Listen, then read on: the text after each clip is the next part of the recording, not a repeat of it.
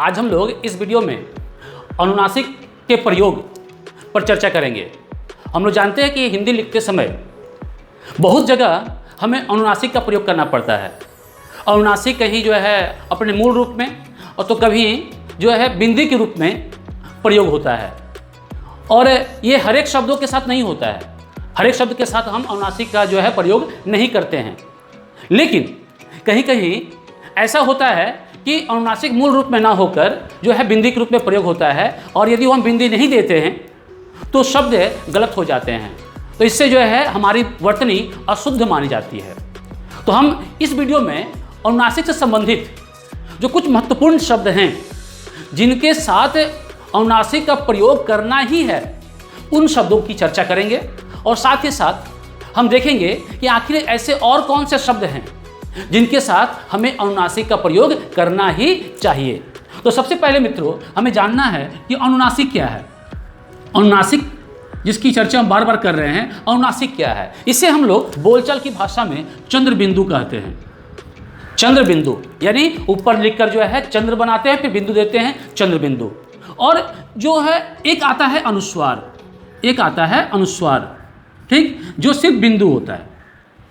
ये दोनों में जो है रूपगत अंतर है। लेकिन जब हम शब्द लिखते हैं तो कहीं कहीं हम अनुनासिक का प्रयोग नहीं करके, यानी इसके मूल रूप का प्रयोग ना करके बिंदु का प्रयोग करते हैं। जैसे हम लोग लिखते हैं मैं, तो मैं जब लिखते हैं तो यहाँ बिंदु है, और लोगों को लगता है कि यह बिंदु जो है अनुस्वार है, लेकिन अनुस्वार नहीं है, यह अनुनासिक है। तो इसे बिंदी के रूप में क्यों लिख रहे हैं? क्योंकि यहाँ स्थान की कमी है, जगह की कमी है, और जगह की कमी, स्थान की कमी होने के कारण यहाँ पर चंद्र को हटाकर सिर्फ बिंदी का प्रयोग करते हैं।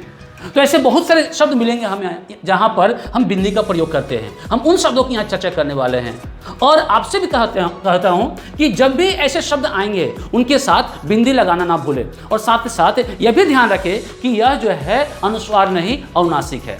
दोनों में कुछ अंतर क्या है? जब हम अनुस्वार का उच्चारण करते हैं तो न या मौ, न या मौ आता है। जैसे कंपन, चंदन, ठीक है। जब हम चंदन बोलते हैं तो क्या होता है उच्चारण? तो न होता है अनुस्वार का, चंदन। जब कंपन बोलते हैं तो क्या उच्चारण होता है? मौ होता है, कंपन।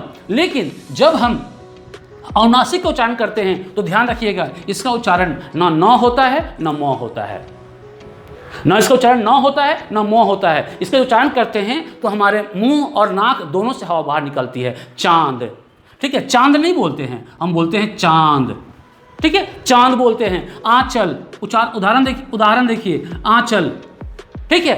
तो यहाँ देखिए स्पष्ट है, ये चांद, आंचल, यहाँ स्पष्ट है। यहाँ हमें किसी तरह कोई दिक्कत नहीं होती है कि यहाँ पर हम अनुनासिक चंद्र बिंदु लिखें या बिंदु लिखें, क्योंकि हम इसके अभ्यस्त हैं।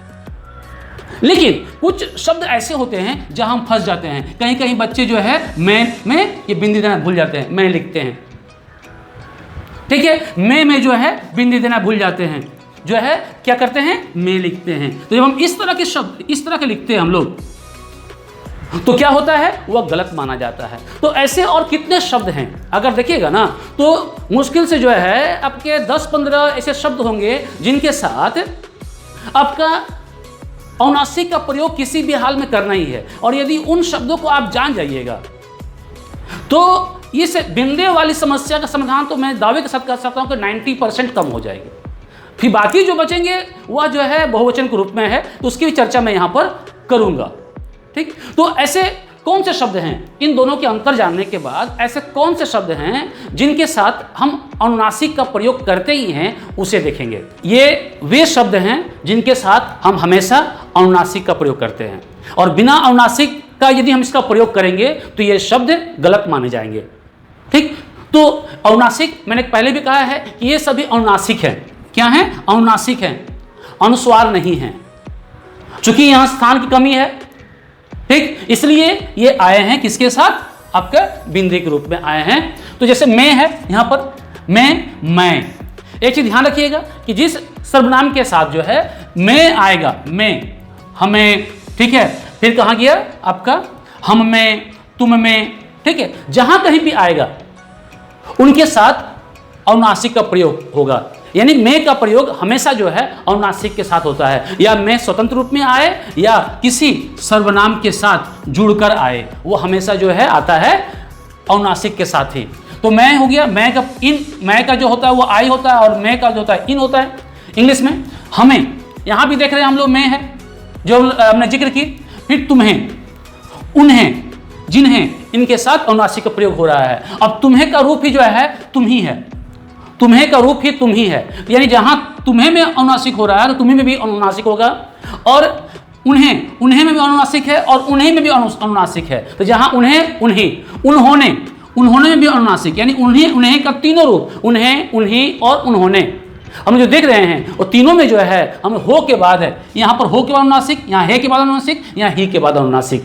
फिर जिन्हें, जिन्हें, जिन्हीं और जिन्होंने, जिन्होंने, इनके साथ भी देखेंगे। देखिए यहाँ पर अनुनासिक का प्रयोग हुआ है, यहाँ पर अनुनासिक का प्रयोग हुआ है, ठीक। तो बिना अनुनासिक का हम इसे नहीं लिखेंगे, ठीक। तो जिन्हीं का भी देख लिया हमने, उन्होंने भी नहीं, नहीं बिना अनुनासिक का भी प्रयोग नहीं होगा, ठीक।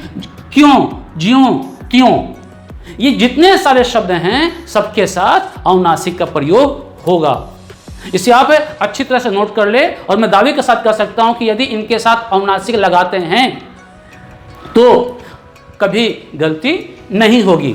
अब इसके बाद कुछ शब्द ऐसे हैं, ठीक, सारे शब्द नहीं, मैं कुछ शब्द जिक्र कर रहा हूं ताकि आपकी जो वर्तनी अनुनासिक संबंधी वर्तनी को की जो अशुद्धियां हैं तो कम से कम किया जाए। जैसे उदाहरण के लिए हम लोग लिखते हैं लोगों, ठीक, लोगों, ठीक। फिर लिखते हैं बच्चों, बच्चों।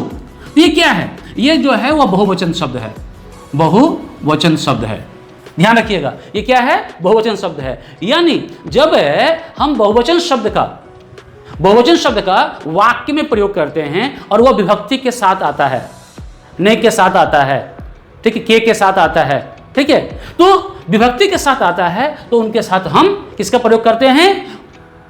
अनुनासिक का प्रयोग करते हैं। उदाहरण के लिए देखिए, बच्चा का बहुवचन क्या हुआ? बच्चा का बहुवचन हुआ बच्चे, बच्चा का बहुवचन हुआ बच्चे, ठीक। एक बच्चे से बहुवचन बदल दिया। लेकिन जब इस बच्चे से हम वाक्य बनाएंगे तो बच्चों ने खाना खा लिया, क्या लिखेंगे? बच्चों ने खाना खा लिया, खा लिया। अब देखिए, जैसे ही बच्चे को हमने वाक्य में लाया और विभक्ति के साथ प्रयोग किया तो क्या हुआ? ये हो गया आपका बच्चों हो गया, और यहां पर अनुनासिक का प्रयोग हुआ। उसी तरह जितने सारे शब्द हैं, लोग से लोगों, बच्चा से बच्चों, ठीक है, हर तरह के, मेहमान से मेहमानों, ठीक है, तो हम लोग इस तरह से अनुनासिक का प्रयोग करेंगे। स्त्रीलिंग के साथ भी, ये तो पुल्लिंग शब्द है, स्त्रीलिंग के साथ भी, जैसे लड़की, लड़की का बहुवचन क्या होता है? तो लड़की का बहुवचन होता है लड़कियां, लड़कियां, ठीक। लेकिन जब इसको वाक्य में प्रयोग करेंगे तो उसी तरह से, तो लड़कियों ने खाना खा लिया, लड़कियों ने खाना खा लिया। ये देखिए यहां पर भी जो है लड़कियां, यहां बहुवचन को भी बदले हैं, जैसे विभक्ति के साथ आया, वाक्य में आया है, वह लड़कियों हो गया।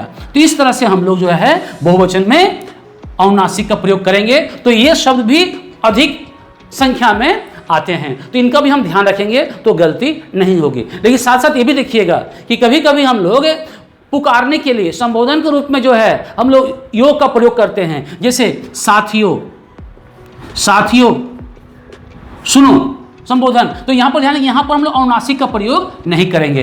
यानी जब पुकारने के लिए हम योग का प्रयोग कर रहे हैं, बहुवचन का प्रयोग कर रहे हैं, तो वहां पर हम लोग अनुनासिक का प्रयोग नहीं करेंगे।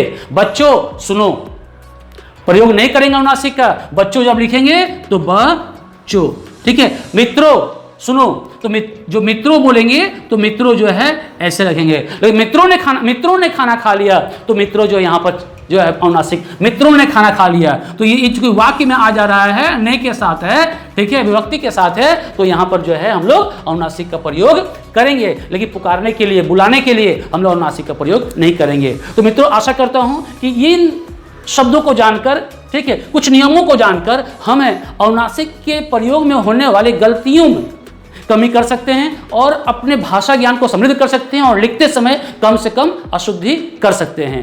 तो मित्रों इस वीडियो में आज इतना ही। धन्यवाद।